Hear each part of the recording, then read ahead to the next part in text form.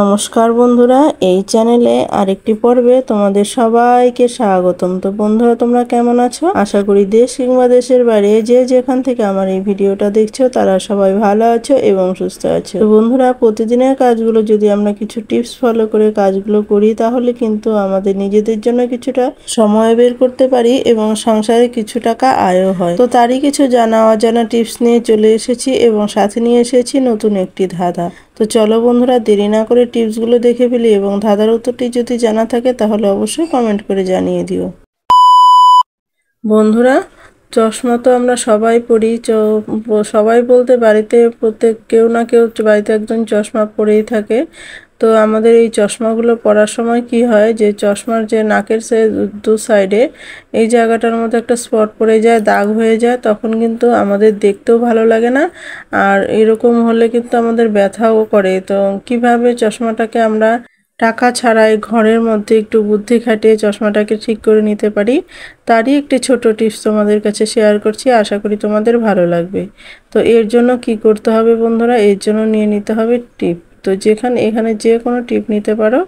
তো টিপ নিতে পারো বলতে সেখানে আবার কাচের যে কাচের টিপগুলো উপরে যে চুমকি বসানো থাকে বা পুঁথি বসানো থাকে সেগুলো না, চশমার ক্ষেত্রে এগুলো কিন্তু চলবে না।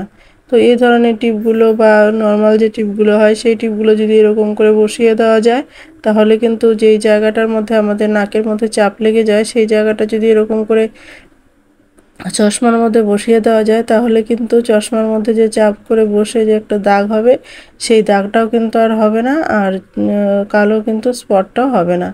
আশা করি তোমাদের এই টিপসটি অনেক বেশি ভালো লেগেছে। তো বন্ধুরা, যদি ভালো লেগে থাকে তাহলে একটা লাইক করে দিও, আর যদি বেশি ভালো লেগে থাকে তাহলে বন্ধু বান্ধবদের কাছে শেয়ার করতে বন্ধুরা একদমই ভুলো না।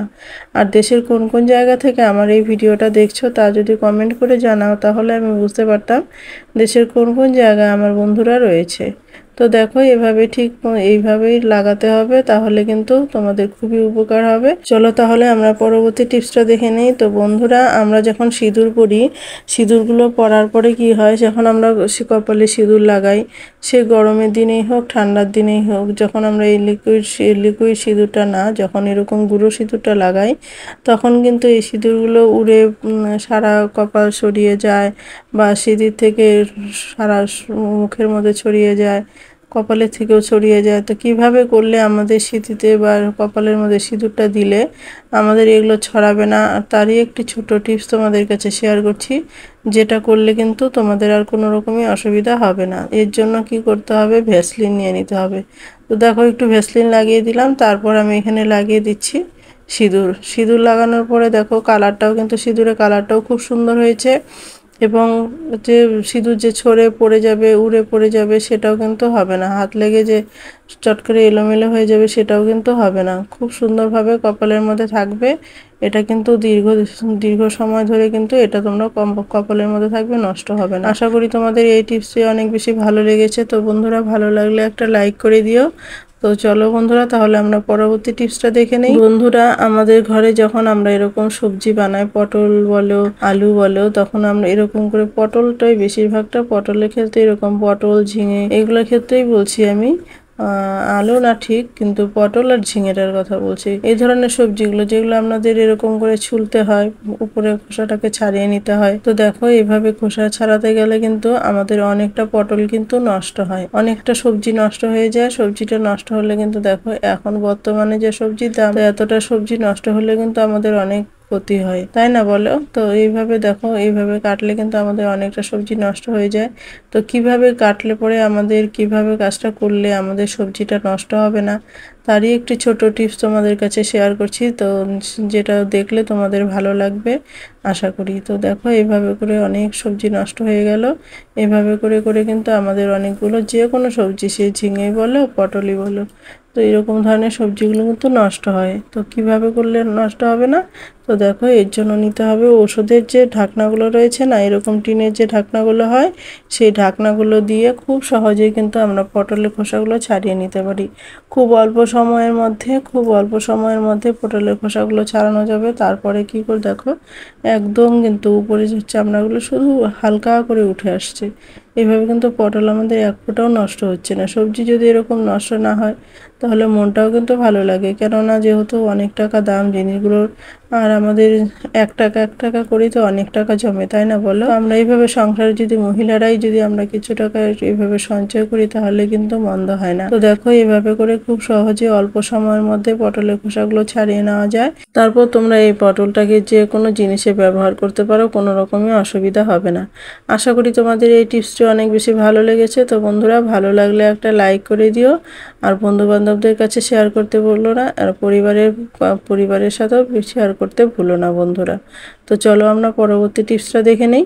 তো বন্ধুরা, আমাদের ঘরে যে পুরনো শাড়িগুলো রয়েছে সেই শাড়িগুলো আমরা তো সবসময় ফেলেই দিই। এই শাড়িগুলো কিন্তু এখন আর ব্যবহার করা হয় না। আর যেহেতু বাড়িতে নাইটি পরা হয়, তো শাড়িতে পুরনো অল্প শাড়ি কিন্তু পুরনো হলে সেই শাড়িগুলো কিন্তু আর পরতে ইচ্ছে করে না। বেশিরভাগ লোকেই কিন্তু এখন বাড়িতে নাইটি পরা হয়, কুর্তি পরা হয়, যার জন্য কিন্তু শাড়ি ব্যবহারটা কমে গেছে। তো সেই পুরনো শাড়িগুলো দিয়ে এই শাড়িগুলো দিয়ে যদি আমরা ফেলে না দিয়ে ঘরে কিছু জিনিস তৈরি করে নিই তাহলে কিন্তু আমাদের ঘরটাও সুন্দর হয়, সাজানো গোছানো থাকে, আর আমাদের অনেক বুদ্ধি খাটে যদি আমরা একটু কাজ করি তাহলে অনেক টাকা আমাদের বেঁচেও যায়। তো দেখো তারই কিছু তোমাদেরকে জানাচ্ছি, দেখাচ্ছি। তো দেখো কিভাবে আমি শাড়িটা একটু ছড়িয়ে নিলাম। তো এই শাড়িগুলো তো দেখতেই পাচ্ছ, এই শাড়িগুলো ব্যবহার করা হয় না বেশি দিন, তো নর্মাল শাড়িগুলো। তো এই দেখো আমি এরকম পেঁচিয়ে পেঁচিয়ে একটা রাউন্ড করে নিচ্ছি। এভাবে সম্পূর্ণ শাড়িটাকে ঘুরিয়ে ঘুরিয়ে দেখো এরকম করে ঘুরিয়ে ঘুরিয়ে রাউন্ড করে নিচ্ছি, আর এরকম করে চিকন চিকন করে নিচ্ছি। তাহলে কি হবে, আমাদের জিনিসটা ছড়াবে না। তো এইভাবে করে নিয়ে তারপর আমি যে জিনিসটা তৈরি করব তোমরা দেখতে থাকো, তাহলে বুঝতে পারবে। আর যদি কেটে কেটে দেখো তাহলে বুঝতে পারবে না। চলো বন্ধুরা, তাহলে এটা করতে করতে আজকে যে ধাঁধাটা রয়েছে সেই ধাঁধাটা জেনে নিই। তো বন্ধুরা, আজকের ধাঁধা হলো 3 বর্ণের নাম আমার বিদ্যানের সাথী, প্রথম অক্ষর কেটে ফেললে হই মাপকাঠি। তো তোমাদের যদি ধাঁধার উত্তরটি জানা থাকে তাহলে অবশ্যই কমেন্ট করে জানিয়ে দিও। তো দেখো আমার এটা গোল করে নেওয়া হয়ে গেছে। তো এটা আমরা কি কাজে ব্যবহার করব তোমরা দেখে নাও। তো দেখতেই পাচ্ছ কত সুন্দরভাবে একটা জিনিস তৈরি হয়ে গেল। তো দেখো আমি এখন নিয়ে নিলাম একটি ব্লাউজের পিস। তো এখানে তোমরা ব্লাউজের পিসের বদলে কাপড় টুকরো করেও নিতে পারো, বা কাপড়টাকে ভাঁজ করেও নিতে পারো। পুরোনো কাপড় যে রয়েছে সেগুলোও কিন্তু ভাঁজ করে নিতে পারো। তো তাহলেও কিন্তু চলবে, দেখতে ভালো লাগবে। তো দেখো এভাবে আমি একটা নিয়ে নিলাম, ব্লাউজ পিস দিয়ে পরে রয়েছে এটা ঘরে। তো সেটা দিয়ে আমি এটা খুব সুন্দরভাবে এটা তৈরি করে নিচ্ছি। তো কি তৈরি করছি বন্ধুরা, এটা একটা ফ্লোর সোফা তৈরি করছি। তো এত সুন্দরভাবে আমাদের এটা সোফাটা তৈরি হয়ে যায়। ফ্লোর সোফাটা দেখতে কিন্তু খুবই সুন্দর লাগে। আর এটা কি হবে দেখো, তোমাদের এখানে যে সোফাতে যে পিলোগুলো রাখা হয় না, সেইগুলো কিন্তু বানানো দেখতেও ভালো লাগবে। এখানে কিন্তু রাখা যাবে, সোফাতেও সাজিয়ে রাখতে পারো, বিছানাতেও সাজিয়ে রাখতে পারো। অনেক সময় কি হয়, বাচ্চারা নিচে বসে পড়াশোনা করে বা বাচ্চারা খেলাধুলা করে, তো তখন যদি এরকম করে এটার মধ্যে বসে তারপরে যদি ওরা খেলাধুলা করে বা কোনো রকমই পড়াশোনা করে, কোনো রকমই অসুবিধা হবে না। তা না হলে অনেক সময় হয়, বড়রাও কিন্তু অনেক সময় হয় নিচে বসলে কোমরের ব্যথা হয়। তো এরকম করে যদি একটা বানিয়ে নেওয়া যায় তাহলে কিন্তু এটার মধ্যে বসে অনেক কাজ করা যাবে, কোনো রকমই অসুবিধা হবে না। তো আশা করি তোমাদের এটাও ভালো লেগেছে। তো চলো বন্ধুরা, আমরা পরবর্তী টিপসটা দেখে নেই।